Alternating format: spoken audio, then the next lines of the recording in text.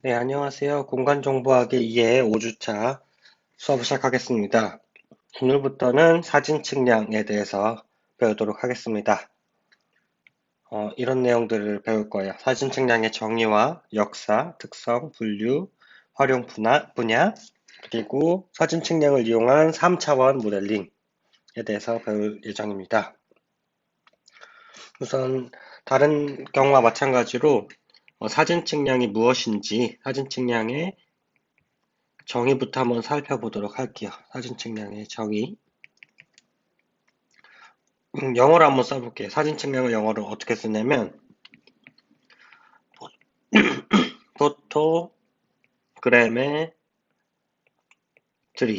포토그래메트리라고 해요. 포토그래메트리 이 단어 자체는 생소할 수 있는데 이 단어도 세 단어의 합성어가 되겠습니다. 그래서 이 앞부분 포토 그리고 가운데 부분에 그래마 그리고 마지막에 메트리 요 세 단어가 합쳐져서 포토그래메트리라는 뜻이에요. 자, 일단 포토부터 무슨 뜻인지 한번 생각을 해볼게요. 뭐 포토, 복수로 하면 포토스 이러면 뭐죠? 사진이죠. 사진이 가장 일반적으로 우리가 바로 떠오를 수 있는 단어고 그 다음에 뭐 빛, 전자기파, 광자 뭐 이런 뜻을 다 아우를 수 있는 말이 되겠어요. 포토라는 말이. 그래서 뭐 일반적으로 사진이라고 생각하는 게 우리가 제일 쉬울 거고 사진이라는 것 자체가 빛을 이용한 어떤 수동형 센서죠, 사진기가. 그래서 빛을 이용한다. 그렇게 생각을 하면 되고요. 그래마라는 거는 뭐 기록한다. 그런 뜻이 되겠고요. 메트리는 관측한다, 관측, 측정 이런 뜻이에요. 그래서 이름 그대로 분석을 해보자면 빛을 이용해서 어떤 기록을 하고 그를 통해 관측하고 측정하는 학문이 사진 측량이다. 그렇죠. 그거 그냥 이어서 쓰면은 포토그래메트리 사진 측량의 정의가 될 것 같아요. 빛을 이용해서 기록하고 그로부터 다양한 측량을 행하는 학문이에요. 그래서 이건 약간 좁은 의미로는 이렇게 빛을 이용해서 다양한 측량을 행하는 학문이 되겠고요. 이 사진 측량을 가지고 할 수 있는 분석, 정보는 여러 가지 정보를 얻을 수가 있는데 그 사진 측량이 단사진이냐 중복 사진이냐에 따라서 조금 달라질 수가 있어요. 단사진이라는 거는 뭘까요? 말 그대로 사진 한 장을 의미하는 게 단사진이고요. 중복 사진은 한 지역이 있을 때 그 지역을 여러 각도로 아니면은 중첩해서 그 지역을 여러 번 찍은 걸 말하죠. 다양한 각도로. 그거를 중복 사진이라고 표현해요. 입체 사진이라고도 표현을 하고요. 그래서 이제 사진 측량을 정의할 때 단사진이냐 동일 지역에 대한 중복 사진 혹은 입체 사진이냐에 따라서 얻을 수 있는 정보의 차원이 다르다고 할 수 있을 것 같아요. 일단 단사진으로 얻을 수 있는 정보의 차원은 1차원, 2차원. 그렇죠? 1차원이라는 건 뭐죠? 그냥 어떤 점의 위치. 그리고 2차원이라는 거는 평면상에서의 어떤 위치라든지 거리라든지 그런 XY 좌표가 동시에 있는 그런 것들을 이제 2차원적인 정보라고 하고요. 중복 사진으로는 당연히 이 두 가지를 얻을 수가 있고요. 플러스 3차원 정보도 얻을 수가 있습니다. 3차원 정보라는 건 뭐예요? 어떤 위치에 대한 XY 평면상에서의 위치 플러스 그 위치의 높이, 즉 X, Y, Z 좌표, 높이 정보까지 같이 얻을 수 있는 게 3차원 정보라고 얘기를 할 수 있을 것 같아요. 중복 사진으로는 이런 3차원 정보를 얻을 수가 있고 단사진으로는 3차원 정보를 얻을 수가 있을까요? 없을까요? 여러분 생각은 어떠세요? 사진 한 장으로 3차원 높이 정보를 얻을 수가 있을까요? 네, 정답은 어, 있습니다. 있긴 있는데 좀 불안정하죠. 단사진으로 얻을 수 있는 어떤 정보를 얻을 수 있긴 있지만 그 높이의 정확도 측면에서 좀 떨어지는 경향이 있고 또 사진이 어떻게 찍혔냐에 따라서 정확한 높이에 대한 정보를 얻을 수 있나 없느냐도 달려 있어요. 어쨌든 단사진으로도 3차원 정보를 얻을 수는 있다. 특히 이걸 떻게 얻냐면은 기복변이라는 거를 활용하면 3차원 정보, 예를 들어서 뭐 건물의 어떤 높이 정보라든지 나무의 높이 정보를 얻을 수는 있어요. 이 기복변이 딜리프 디스플레이스먼트라고 하는데 요거에 대해서는 나중에 좀 잠시 한 며칠 후에 자세히 보일 거예요. 기복변이라는 거를 이용해서 단사진으로도 높이를 정보를 얻을 수 있다. 하지만 이 정확도가 많이 떨어지고 제약이 많아서 주로 중복 사진을 이용해서 3차원 정보를 얻는데 이 중복 사진을 이용해서 3차원 정보를 얻는 어떤 이론적인 배격은 시차, 차, 이 시차의 차를 이용한다라는 거를 이 용어만 좀 알아두시고 자세한 시차차나 기복 변이에 대한 내용은 조만간 다시 배우도록 하겠습니다. 그래서 이렇게 단사진이냐 중복 사진이냐에 따라서 얻을 수 있는 정보의 어떤 차원도 다를 수 있고요. 다음은 사진 측량의 범위에 대해서 한번 살펴보도록 할게요. 사진 측량의 범위 크게 두 가지로 나눌 수가 있어요. 사진 측량의 범위는 일반적으로 지금 썼던 사진 측량,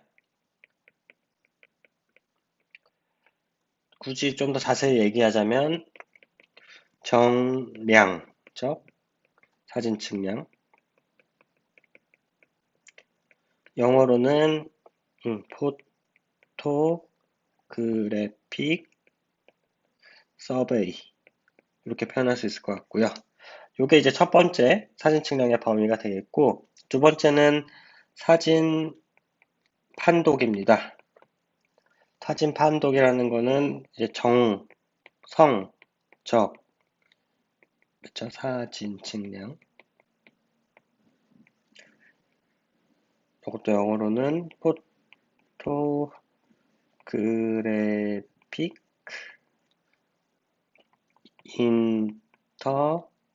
인터프리테이션. 네, 이렇게 사진 측량의 범위를 둘로 나눌 수가 있어요. 그래서 요 첫 번째 사진 측량, 정량적 사진 측량과 사진 판독, 정성적 사진 측량. 첫 번째 정량적 사진 측량이 뭐냐? 대상점 간의 상호 위치를 결정하거나, 뭐 길이를 잰다거나, 표고, 높이 값을 잰다거나, 형상을 측정하는 이런 모든 것을 이제 사진 측량이라고 해요. 요거는 많이 본 정의죠. 대상점 간의 위치를 결정하고 측량을 하는 것들. 일반 측량이랑 똑같은데 일반 측량을 뭘로 하냐?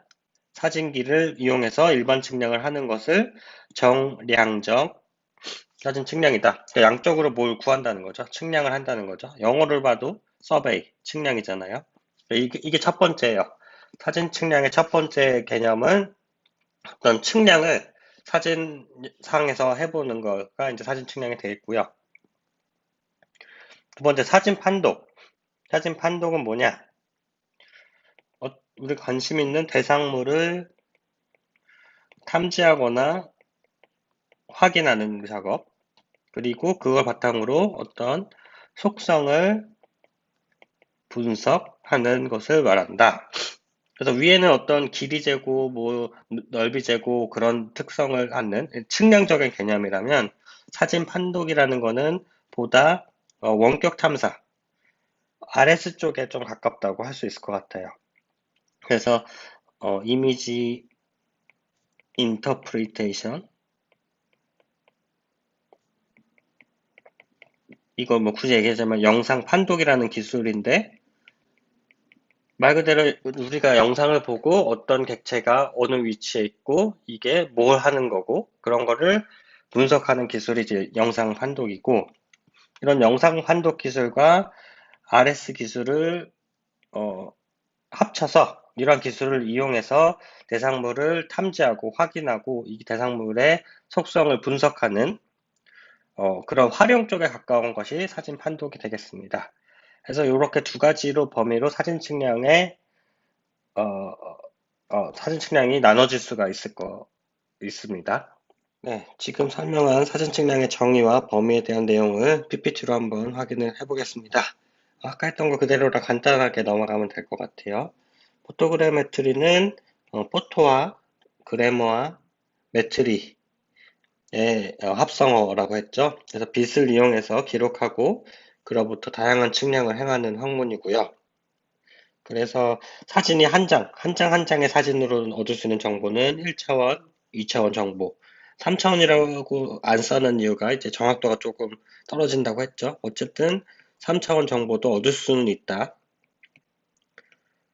네, 그거고요. 입체 사진, 중복 사진이 있을 때는 1차원, 2차원뿐만 아니라 3차원에 대한 위치 정보와 추출이 가능하고 지도도 생성을 할 수 있어요. 그 일반 단사진에는 왜곡이 굉장히 많거든요. 그러한 왜곡이 다 제거된 실제로 우리 지형과 동일한 위치 관계를 보이는 지도를 만들 수가 있습니다. 사진 측량의 범위는 사진 측량과 서베이 관점의 사진 판독, 인터프리테이션, 해석적인 측면의 사진 판독 이렇게 두 가지로 나뉠 수가 있고요. 정량적 사진 측량이 아까 말한 첫 번째 그거 되겠죠. 사진 측량 일반적으로 상호 위치를 결정해서 정밀하게 측정하거나 높이를 재거나 모양을 측정하는, 그래서 지도 제작에 사용될 수 있는 게 정량적 사진 측량이고요. 정성적 사진 측량은 사진 판독 기술과 원격 탐사 기술을 이용해서 내 관심 있는 대상물의 위치를 모양을 확인하고 그거의 속성을 분석하는 것을 정성적 사진 측량이라고 합니다. 자, 이거는 사진 측량을 직접 하는 그런 장면을 예시로 보여준 거고요. 이거 보시면 뭐 기호들이 있어요. F는 나중에 배우겠지만 초점 거리라는 거고, H는 촬영 고도. 그리고 보시면은 이렇게 하나하나 이렇게 네모칸이 있죠, 네모. 요 네모칸 하나하나가 뭘 의미하냐면 이제 비행기가 쭉 움직이면서 한 번 딱 찍고 딱 찍고 딱 찍고 한 번 일정 시간 뭐 1초만 1초 뭐 30, 0.5초, 0.5초 이렇게 동일한 시간마다 이렇게 한 번씩 사진을 찍어요. 한 번 사진을 찍었을 때 그때 찍은 어떤 지상에 대응되는 면적, 지상에 대응되는 범위를 이렇게 표시를 한 거고요. 그래서 이렇게 중복되게 찍죠. 이렇게 요 위치를 보면 이렇게 이쪽 찍을 때랑 이쪽 찍을 때랑 요 정도 이제 겹치게 찍는 걸 알 수 있죠. 여기 60이라고 되어 있는데 60%, 이게 60더 한중복이 60%가 중복되게 찍는다. 이렇게 종중복. 사진을 찍을 때 이렇게 날아서 이렇게 왔다 갔다 지그재그로 찍거든요. 어떤 관심 지역이 이렇게 네모나다고 했을 때 그렇게 되면, 왜냐면 한 번에 찍을 수 있는 어떤 폭이 정해져 있잖아요. 그래서 이런 폭대로 쭉 찍고 다시 이렇게 돌아서 찍는데 여기에도 중복을 줘야 돼요. 그래야지 요 사이에서 존재하는 어떤 물체에 대한 3차원 정보와 정확한 위치 정보를 얻을 수가 있기 때문에 여기에도 이제 중복도를 두고 찍는데, 뭐 이 그림에서는 예시가 요거에 대한 종중복은 30%라고 되어 있네요. 그래서 일반적인 사진 측량의 개념이 되겠습니다. 사진 측량의 역사, 뭐 그렇게 중요하지 않으니까 간단하게 짚고 넘어갈게요. 외국 같은 경우에는 1849년에 처음으로 지형도 제작에 사진을 활용했다고 하고요. 뭐 90년대부터 1900년대부터 항공기가 발전하면서 이제 하늘에서 사진을 좀 찍으려고 노력을 했고, 이제 70년대 그리고 90년대 들어서 이제 컴퓨터의 발명, 이게 사진 측량의 발달과 그걸 같이 하고 있어요, 역사를.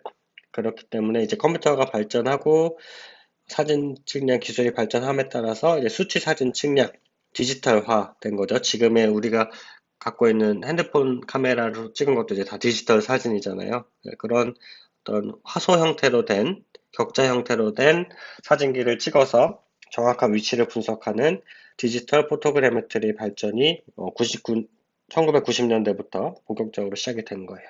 그렇게 오래된 역사가 아니죠, 그죠? 네, 한 30년 됐네요. 네, 이게 국외면 일본이고요. 우리나라는 1945년에 처음 소개가 됐고요. 그 다음부터는 이제 항공사진 측량을 이용해서 66년부터 1대 25,000, 뭐 1대 5,000, 1대 1000 이러한 국가 기본 수치지도, 국가의 기본이 되는 그런 지도를 사진 측량을 이용해서 제작을 하였습니다. 자, 사진 측량의 특성인데 이게 왼쪽에 보시면 얘가 카메라예요. 사진 측량용, 항공 사진 측량용 카메라예요. 항공 사진 측량 카메라인데 카메라 같이 생겼나요? 이게 카메라 같아요? 카메라라면 이제 렌즈나 이런 게 있어야 되는데 렌즈가 어디 있는 것 같아요? 이 그림에서 잘 보이나요? 네, 렌즈가 여기 있어요. 요 밑에 바닥에.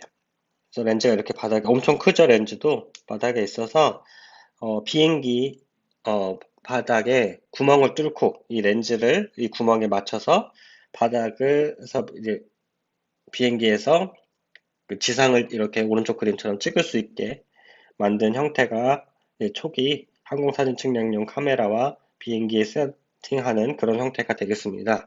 오른쪽 사진 측량으로 보신 카메라들을 보면 해상도가 굉장히 좋은 거를 알 수 있죠. 공간 해상도가. 왜냐면은 뭐차 하나하나의 어떤 뭐 형태라든가 모양이 잘 보존이 되는 거 보니까 공간 해상도가 아주 훌륭하다는 것을 알 수가 있어요. 네, 이게 이제 항공사진 측량용 카메라가 되겠고요. 이 항공사진 측량용 카메라에 대한 어떤 스펙, 그 조금 스펙이라고 하기보다는 일반 카메라와 비교했을 때 이 항공사진 측량용 카메라가 어떻게 다른지를 한번 몇 가지 기준으로 살펴보면 좋을 것 같아요. 일단은 첫 번째는 사진 지표라는 게 있어요. 피지셜 마크인데 이거는 사실은 최근에 나온 디지털에는 없어요. 디지털 카메라에는 잘 안 쓰이는 건데 예전에 아날로그 항공사진 항공에서 찍을 때 디지털이 아니라 아날로그 필름 카메라 여러분 알죠? 그런 종이로 된 그런 형태의 사진에서는 사진 지표라는 게 있었어요. 지표, 피지셜 마크. 얘는 사진의 내 구석 또는 내 변의 중앙에 위치한 그런 어떤 마크예요. 말 그대로 표시예요. 표시.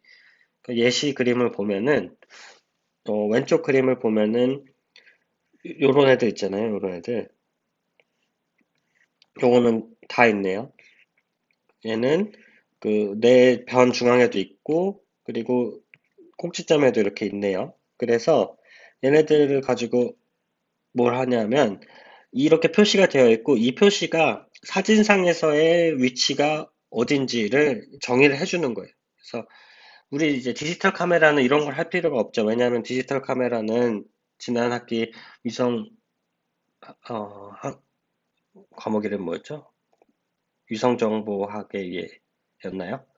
위성정보학개론, 네, 위성정보학개론 시간에 디지털 카메라는 이렇게 다 하나하나가 작은 픽셀로 이루어져 있고 이 픽셀에 대한 화소값이 들어있는 거였죠. 그래서 이 위치에 대한 화소값에 접근하고 싶으면 얘가 여기 기준으로 뭐 10 by 20이다. 뭐 예를 들면 뭐 이런 10 by 20 위치가 여기다 이렇게 정의할 수가 있었는데 아날로그 형태의 카메라, 아날로그 형태의 사진에는 그런 게 없잖아요. 디지털이 아니잖아요. 하드카피잖아요. 그죠? 그래서 이러한 위치 관계를 정의를 할 수가 없었기 때문에 이 사진상에서 위치를 알고 있는 점들, 그게 바로 피지셜 마크들이에요.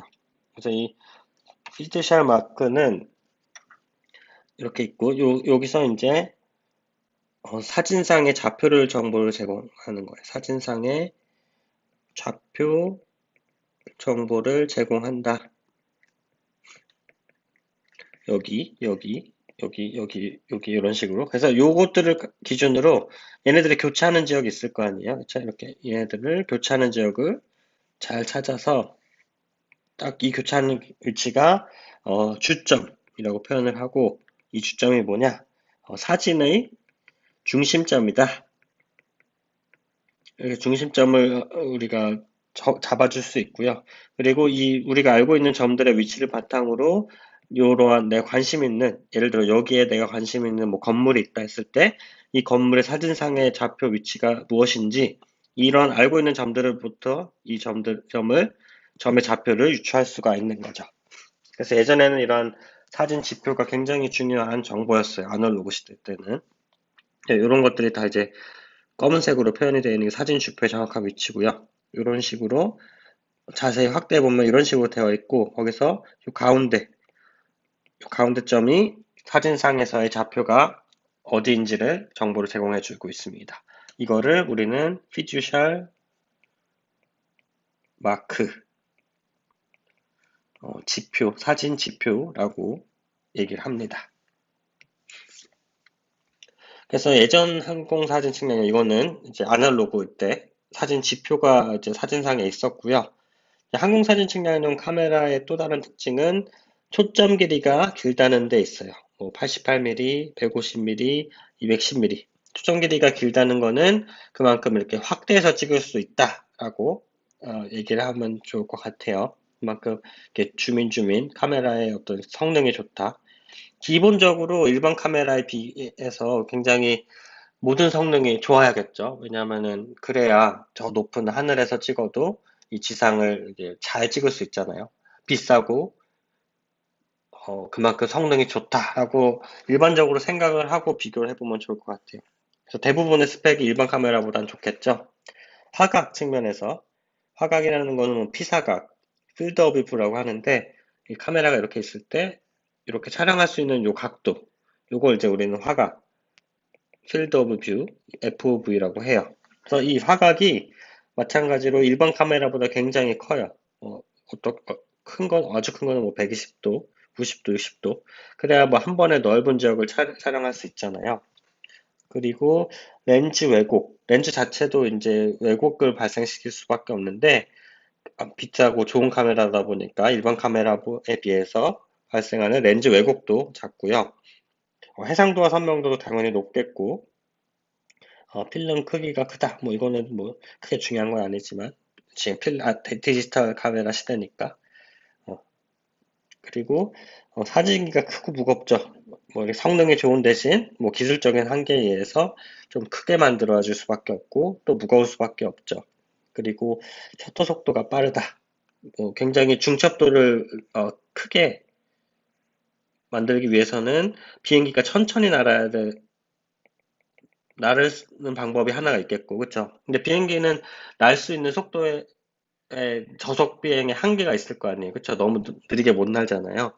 그래서 천천히 비행기가 날든지 아니면은 사진을 빠르게 셔터 속도가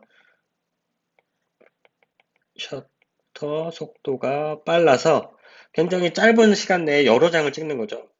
한 번 찍고 조금 갔을 때 찍고 하면은 중복되는 지역이 굉장히 많아지겠죠. 그러니까 중복도를 높이기 위해서는 셔터 속도가 빠른 것도 굉장히 중요하다고 할 수 있겠죠. 그래서 이게 일반 카메라와 비교했을 때 항공사진 측량용 카메라의 특성이 되겠습니다. 자, 다음은 사진 측량의 특성들을 좀 더 살펴볼까요? 첫 번째는 아까 했던 거, 정량적 분석도 가능하고 정성적인 관측도 가능해요. 정량적인 관측은 사진 측량적인 관점에서 이렇게 피라미드가 있을 때 이 피라미드의 어떤 정확한 위치와 넓이와 뭐 높이라든가 그런 정보를 얻을 수 있고요. 반면에 정성적 분석이라고 하면은 요 자체가 얘가 이제 피라미드다 이런 분석이 가능하고, 이렇게 뭐 주변에 차가 몇 대가 있는 걸 보니까 사람이 어느 정도 요 근처에 있을 거고, 뭐 그런 어떤 해석, 해석적인 측면을 하는 게 이제 정성적인 관측이에요. 둘 다 가능하다는 게 사진 측량의 장점이 되겠고요. 뭐 예를 들어서 또 그림자의 위치가 있겠죠. 이 그림자의 위치에 따라서 이 사진이 찍힌 어떤 시간이라든지 그리고 뭐 주변에 따라서 뭐 계절이라든지 그런 특성을 파악해내는 게 정성적인 관측이 되겠어요. 다음은 두 번째 사진 측량의 특성은 변화 지역이나 이동 물체의 탐지가 가능하다. 예전에 이제 미국의 9.11 쌍둥이 빌딩 테러 했을 때 테러 전후 비교 영상을 통해서 느 정도 피해가 어떻게 있는지를 파악을 하는 게 이제 사진 측량을 통해서 가능하였고요. 이런 변화 지역을 탐지하기 위해서는 이 동일 지역에 대해서 서로 다른 식의 사진이 여러 장 필요하겠죠. 그렇죠? 그래서 어떤 뭐 홍수라든가 구조물의 변형이라든가 산사태라든가 이런 재난재해를 분석하기 위해서는 이런 재난이 발생하기 전 그리고 발생한 후 영상, 전후 사진이 있어야 이거에 대한 정량적인 분석이 가능합니다. 세 번째는 비접근 지역에 대한 관측이 가능하다. 이거는 원격 탐사의 큰 장점이 되겠죠. 그래서 접근 불가능한 지역의 토지 피복지도 생성 예시예요. 이제 북한 지역은 항공 사진 측량으로는 당연히 데이터를 못 가죠. 북한에 비행기를 띄울 수가 없으니까요.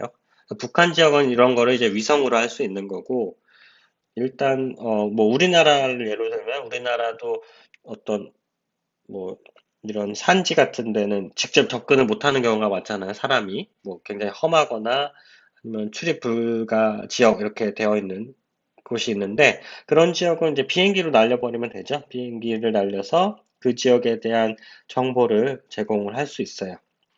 대도시의 중심부도 마찬가지고 대도시에서 함부로 이제 비행기 못 날리잖아요. 그렇죠? 대도시의 중심부라든지 군사 지역 이렇게 접근이 어려운 지역에 대한 측량이 가능한 것이 사진 측량 그리고 원격 탐사의 장점 중에 하나가 되겠고요.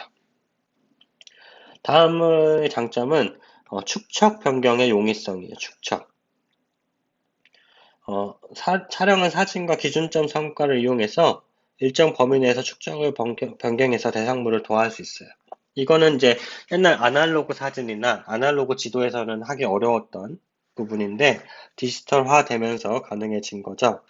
그래서 이거는 쉽게 생각하면 여러분들 사진을 아주 좋은 해상도로 찍었을 때 줌인 줌아웃 하면서 내가 원하는 지역의 어떤 범위, 내가 보고자 하는 전체 지역에 대한 범위와 그리고 내가 분석하고자 하는 어떤 세밀도를 이제 조절할 수 있잖아요. 주민을 계속하면은 전체로 볼 수 있는 지역은 좁아지지만 내가 관심 있는 지역에 대해서 보다 더 자세하게 대축적으로 볼 수 있는 장점이 있고 소축적으로 계속 줌아웃을 하면 세세적인 분석은 어렵지만 넓은 범위에 대한 분석이 가능하겠죠. 그러한 축척 변경의 용이성이 자유로워서 뭐 1대 24,000, 뭐 1대 25만, 1대 25만 뭐 이렇게 이거보다 더 좋은 것도 당연히 가능하고 다양한 축척에서 분석이 가능하다라는 거예요. 그래서 축척이라는 게 뭐 이거는 뭐 너무 예전에 고등학교 때 많이 해봤을 것 같아요. 한국지리 시간에 배우나요? 이런 것들 축척이 무엇인지 축척이 무엇인지는 뭐 간단하게 짚고만 넘어갈게요. 축척이라는 거는 뭐 영어로는 스케일, 지도상의 거리와 대응되는 실세계의 거리 간의 비를 이제 축척이라고 하죠. 분수적인 표현과 문자적인 표현, 막대 스케일을 이용한 표현. 분수는 1대 1000 혹은 1 나누기 1000 이런 형태로 비율로 표현을 하고요. 이쪽이 지도상에서의 거리, 오른쪽이 지표면의 실제 거리. 예를 들어서 지도상에서의 1cm인 게 실제 지도에서는 1000cm, 그러니까 100m라는 얘기가 되겠죠. 그런 관계를 표현을 한 게 10m죠, 10m. 그렇죠? 네, 10m라는 얘기죠. 네, 이렇게 표현하는 거고, 문자적인 표현은 지도상의 거리와 지표면의 거리 간의 비율을 문자로 표현한 거고, 막대 스케일은 지도에 그려진 선형의 그래픽 축적이다. 실제 이거 보면은 편하겠죠? 자, 실제 지도상에서 이만큼의 거리가 20km라는 얘기죠. 어, 요만큼의 거리가 2.5km라는 얘기고, 네, 마찬가지 다 그런 식으로 표현을 해주는 게 축척 그래픽감 표현이 되겠고요. 축척은 이제 대축척과 중축척, 소축척으로 나뉠 수가 있어요. 대축척은 소규모 대상물, 아주 작은 것들의 기하학적인 형태를 표현하고 관측할 수 있는 장점이 있고요. 중축척에서는 이제 지도를 기준으로 했을 때는 작은 애들은 사실 안 보여야 돼요. 작은 애들은 어차피 정보가 없기 때문에 걔네들은 제거를 해주고 기하학적 형태를 일반화해 시켜줄 필요가 있고요. 지도의 상세도와 지리적 범위 간의 적절성 이런 것들 고려해줘야 되고요. 그리고 소축적 같은 경우에는 대상물을 기호해 주는 거. 지도 보면은 그 위치가 정확하게 뭐 이렇게 모양대로 표시가 되어 있는 게 아니라 지금 기억은 안 나는데 뭐 이런 기호 뭐 이런 게 있나요? 모르겠어요. 하여튼 이런 기호로 이게 뭐 산이다, 이게 건물이다 이런 거를 표현해 주죠 지도에서. 네. 면적 요소 점이나 선으로 표현을 해줘요. 촉적을 조정을 결정하는 요소는 어떤 대상물이 표현되어야 하는가, 어떻게 대상물이 표현이 되어야 하는가, 이런 것들이에요. 그래서 뭐 이런 연구도 아직도 많이 진행이 되고 있는데, 예를 들어 대축적에서는 어떤 물체까지 어느 정도 디테일로 표현을 해줘야 되는가, 지도상에서. 그리고 대축적에서 중축적으로 내려오면서 어떤 대상물은 표현이 되지 말아야 하고, 또 어떤 대상물은 어떤 기호 혹은 어떤 모양으로 표현을 해야 되고, 또 길도 엄청 이제 대축적에서는 꼬불꼬불 실제처럼 표현이 되었다면 중축적에서는 이렇게 꼬불꼬불한 거 다 표현하지 않고 좀 단순화시켜서 또 직선으로 표현돼야 될 거는 또 직선으로 표현하고 그렇게 해야 되거든요. 그래서 그 각각의 축척에 따라서 뭐 길이라든지 건물이라든지 뭐 산이라든지 이런 걸 얼마나 단순화시킬 것인가, 또 얼마나 실제와 동일하게 유사하게 표현할 것인가, 그러한 연구도 아직까지 많이 진행이 되고 있습니다. 네, 뭐 축적에 따른 뭐 표현 정밀도 이런 기준도 있어요. 1대 500에서는 뭐 정밀도가 뭐 이 정도, 높이는 평면도는 이렇고 높이도 이렇고 뭐 이런 어떤 축척에 따라서 요구되는 정밀도가 정해져 있습니다. 국가에서 제한, 국토지리정보에서 정한. 다음은 어떤 시간적인 축척이죠. 여태까지 했던 건 어떤 공간적인 축척이었다면 다음은 시기적으로. 그래서 동일 지역에 대해서 1973년부터 1996년까지 이렇게 랜셋 위성 영상을 이용해서 촬영을 했어요.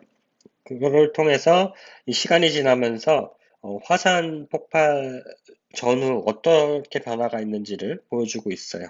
그래서 80년 5월에 화산 폭발했다고 하네요. 그러니까 요 두 시기 사이에 화산 폭발이 했으니까 요 73년은 화산 폭발 전, 이 이후부터는 이제 화산 폭발 후 사진들이에요. 그래서 폭발하자마자는 엄청 넓은 지역에 대해 어떤 피해 특성이 보이고 이러한 부분이 점점 이제 좀 작아지는 시간이 지나면서 다시 토지 피복이 회복되는 그런 특성을 보여주고 있죠. 즉 동일 지역을 다른 시기에 찍었을 때 이러한 시간적 축적에 따라서 그 지역이 어떻게 변했는지를 파악을 할 수가 있습니다. 또 다른 사진 측량의 장점은 정확도와 뭐 균일성 측면에서 측량이라는 게 굉장히 정확해야 되잖아요. 사진 측량, 정량적인 측면에서는 일반 측량의 경우에는 측량 진행에 따라서 거리와 방향 오차가 누적될 수 있어요. 예를 들어서 일반 측량을 한다고 했을 때 여기 이 위치에는 제가 우리가 알고 있는 점이에요. 이 위치를 기준으로 모르는 점들, 모르는 점들을 저는 측량해 나가야 되는데 이렇게 아는 점이랑 멀어지면 멀어질수록 정확도가 조금 떨어져요. 오차가 계속 누적이 되죠. 얘도 오차가 있고, 얘도 있고, 얘도 있고, 얘도 있어서. 그런 부면이 있는데, 사진 측량의 경우는 표정된 하나의 모델, 즉, 이렇게 중첩돼서 계속 찍잖아요. 중첩돼서 찍어서 중첩 지역으로만 구성된 요런 면적 안에서는 이제 왜곡이 이렇게 누적이 되는 게 아니죠. 뭐 하나의 점을 기준으로 멀어지는 게 아니라 요 네모 안에서는 거의 균일한 정확도를 보여요. 그래서 이 사진 측량의 경우에는 이렇게 하나의 모델 내에서는 위치 정확도가 이렇게 누적이 되는 게 아니죠.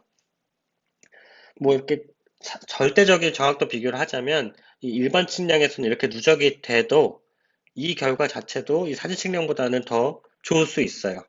하지만 여기서 말하고자 하는 거는 이렇게 누적이 된다는 얘기죠. 오차가 누적이 되지만 사진 측량은 내가 한번 이 지역을 찍었으면 뭐 여기서의 위치 오차든 여기서의 위치 오차든 여기에서의 위치 오차든 여기든 이 차이가 크지 않다는 거죠. 네, 그런 걸 얘기하고 있고요. 뭐 능률성은 뭐 촬영은 한번 이렇게 그 비행기 타고 하지만 그런 나머지는 이제 실내에서 이루어지는 그런 장점이 있고요. 경제성도 뭐 작업 인원이 적어지고 일반 측량보다 작업 시간도 단축되고 넓은 지역을 한꺼번에 할수록 이제 경제적이죠. 당연히 넓은 지역을 일반 측량으로 하기에는 굉장히 어렵기 때문에 많은 사람도 필요하고 많은 시간도 필요하고 또 4차원 측량이 가능하다. 이거는 뭐 시간의 흐름에 따라서 아까 말한 뭐 다시기 영상을 이용한 게 4차원 측량이라고 보시면 돼요.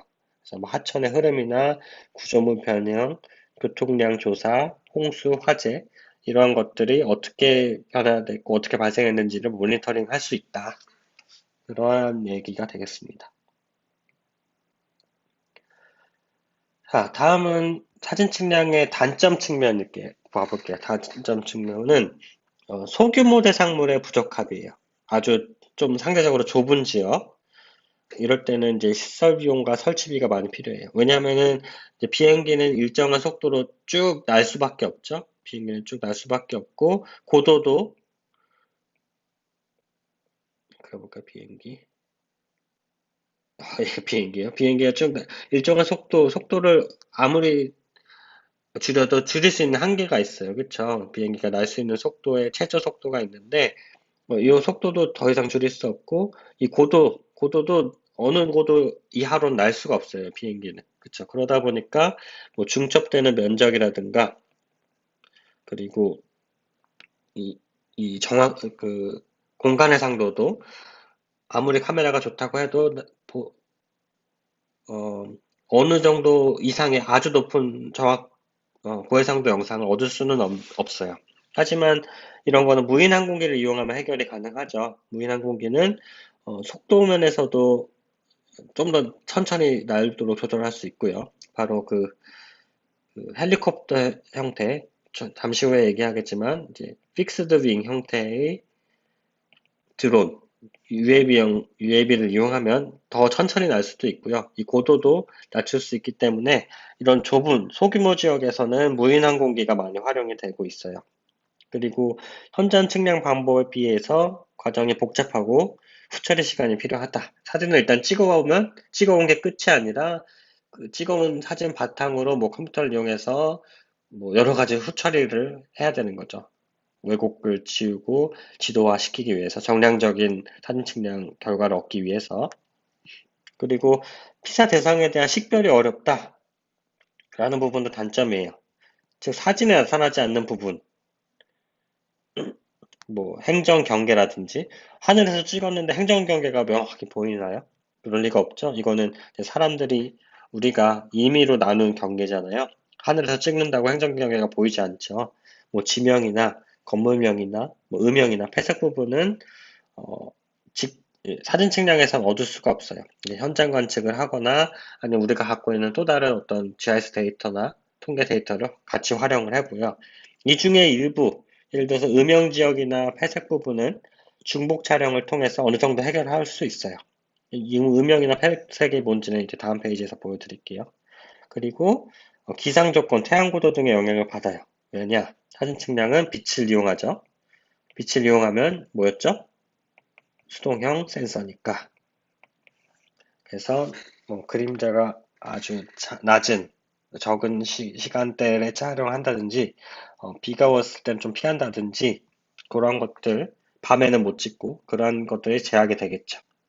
자, 사진 한 장을 볼게요. 이건 이제 사진 측량을 통해 얻은 흑백 사진이에요. 뭐 아주 좋죠. 건물들도 잘 보이고 차들도 잘 보이는 거 보니까 해상도도 좋은 것 같아요. 근데 문제점이 뭐가 있어요? 아까 제가 두 가지 소개한다는 거 뭐였죠? 음영과 폐색. 자, 음영과 폐색. 이게 뭐냐? 일단 음영이라는 거는 뭐 쉽게 생각하면 그림자라고 생각하면 될 것 같아요. 보면은 사실 이거 하나하나의 화소값이 굉장히 중요하거든요. 화소값. 그래서 보시면은 같은 도로잖아요. 같은 도로인데 여기 이 그림자를 기준으로 이쪽은 더 밝죠. 똑같은 도로인데. 반면에 이쪽은 어두워요. 그래서 만약에 이 화소값을 이용해서 분류를 한다. 이 화소값을 이용해서 컴퓨터한테 이런 밝기값을 가진 애들은 도로라고 분류를 해. 라고 시켜요. 근데 얘는 그렇게 분류를 못 하는 거죠. 왜냐하면은 얘보다 밝기값이 어둡잖아요. 그래서 만약에 그럼 안 되겠다. 얘도 이렇게 생긴 애도 도로로 그럼 분류를 해봐. 그렇게 시킨다고 하면 이런 모든 그림자를 도로로 분류해버리는 문제가 발생하죠. 그래서 이런 지역도 도로로 분류를 해버리는 문제가 발생해요. 그렇기 때문에 똑같은 도로인데도 우리가 사람이 눈으로 보면 명확하게 여기도 도로고 여기도 도로인데 이 컴퓨터는 이걸 구분을 못해요. 그래서 얘를 도로로 구분을 못하거나 얘를 도로로 구분을 한다고 하면 이런 애들도 도로로 같이 구분을 해버리는 그런 문제가 발생을 해요. 그게 이제 음영과 관련된 문제가 되겠고요. 폐색은 뭘까요, 여러분? 폐색은 자, 힌트를 줄게요. 이렇게 아파트 하나가 있어요. 얘를 통해서 얻지 못하는 정보가 뭐가 있을까요? 네. 자, 우리는 이제 요 지역에 대한 정확한 이제 지도를 만들려고 하는데, 여기 아파트가 있어요. 근데 이 아파트 뒤에 예를 들어서 놀이터가 있어요, 공원이. 근데 이 아파트 때문에 이 놀이터가 가려져 있는 거죠. 요 뒤쪽에 이렇게 놀이터가 있는데, 이 아파트가 가리고 있는 거예요. 그러면은 이 놀이터가 정확하게 어느 위치에 있는지 이 사진 한 장만 가지고는 알 수가 없죠. 그쵸? 그래서 이러한 건물이 이걸 이제 뭐 기복변이라고 하는데, 기복변이 때문에 건물의 어떤 옆면, 실제 얘의 위치는 사실 여기에 이제 있어야 되죠. 그래서 이 옆면이 안 보여야 되는데 촬영의 각도에 따라서 이 옆면이 보여서 이 옆면이 보임에 따라 이 옆면에 위치돼 있어야 실제 땅에서의 어떤 객체들이 가려지는 거죠. 그런 것들을 우리는 폐색이라고 해요. 그래서 폐색 때문에 얻을 수 없는 정보들이 있죠. 그래서 이러한 것들이 음영이나 폐색, 이것이 단점이다. 아까 이러한 것들에 의해서 발생하는 문제를 해결하기 위해서 어떤 걸 이용한다고 돼 있었죠? 중복사진 또는 입체사진을 이용한다고 했죠. 무슨 얘기냐? 요거는 이제 촬영을 대부분 아파트들이 이쪽 방향으로 보이는 거 보니까 사진을 이쪽에서 찍은 것 같아요. 이쪽에서 하늘에서 이쪽에서 찍었는데 예를 들어서 다른 쪽에서 찍은 사진 이쪽에서 찍은 사진이 있다고 했을 때 얘네들의 누워있는 방향이 이쪽 방향이 아니라 뭐 이쪽 방향이 되겠죠. 그래서 서로 다른 영상에서 건물들, 높이 정보가 있는 애들의 누워있는 방향이 서로 달라요. 그래서 이쪽에서 찍은 사진에서는 아까 여기서 말한 요 위치에 있는 놀이터라든지 객체들이 보일 거잖아요. 그래서 이쪽에서 찍은 사진과 이쪽에서 찍은 사진을 합쳐서 보면은, 어, 한쪽 사진으로만 보이지 않는 정보들을 추가적으로 얻을 수가 있겠죠.